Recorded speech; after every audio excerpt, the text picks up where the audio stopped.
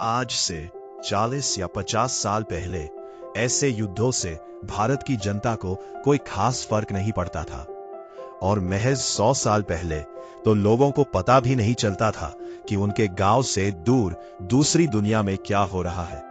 और चाहे डीजल और एलपीजी के जहाज आए या ना आए, सबकी जिंदगी वैसे ही चलती थी जैसी चल रही थी। शायर शायरियां लिखते थे और जमींदार साहब रात में मुजरा देखते थे। किसान अपने खेतों और बारिश पर निर्भर था, ना कि बिजली और डीजल पर। लोगों का जीवन प्रकृति पर निर्भर था। आज हम मनुष्यों की तरक्की दरअसल हवा का एक बुलबुला है।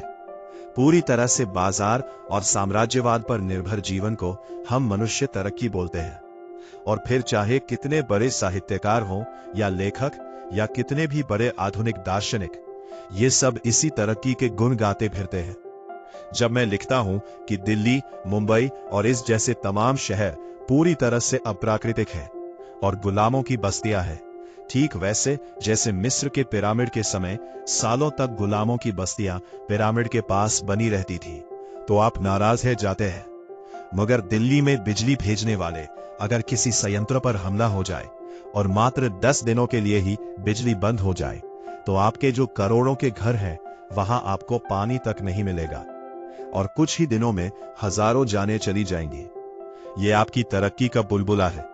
आप कितनी भी बड़ी कंपनी में नौकरी कर रहे हैं, कितने भी पैसे कमा रहे हैं, कितने भी ऐश से रह रहे हैं, आपकी नस्लें बिना बिजली और एलपीजी के विलुप्त हो जाएंगी और अंत में बचेंगे सिर्फ वो जो आपकी तरक्की के पैमानों पर निर्भर नहीं होते हैं। हमारे लिए अभी सवेरा है। भारत आज नहीं तो कल युद्ध की चपेट में आएगा ही, क्योंकि अगल बगल सब दुश्मन ही बैठे हैं। राज करने वाले बूढ़ों का कब दिमाग फिर जाए कुछ नहीं पता। इसलिए हमेशा ऐसा विकल्प लेकर चलिए जहां आप और आपकी नस्लें प्राकृतिक रूप से जीवन जी सके।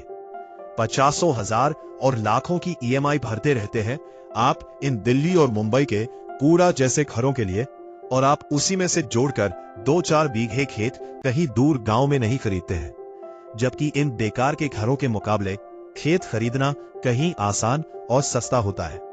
और सिर्फ खेत मत खरीदिए, खेत खरीदने के 2-4 साल के भीतर ही वहां रहने लायक एक बिल्कुल छोटा सा आशियाना बना लीजिए, जो बड़ी छोटी सी लागत से बन जाएगा, और अपने बच्चों को वहां लंबी छुट्टी पर ले जाइए।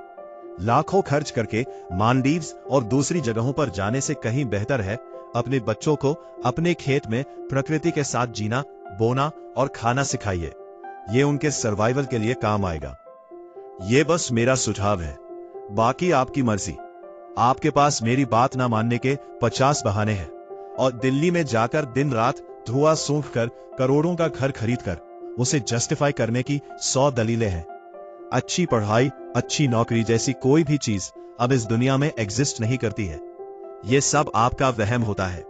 ईरान की राजधानी तेहरान में बड़ी बड़ी डिग्रियां लिए बैठे फ्लैटों में जीने वाले सब मारे जा रहे हैं, जबकि दूर गांवों में प्रकृति के बीच रहने वाले ज्यादातर बच जाएंगे।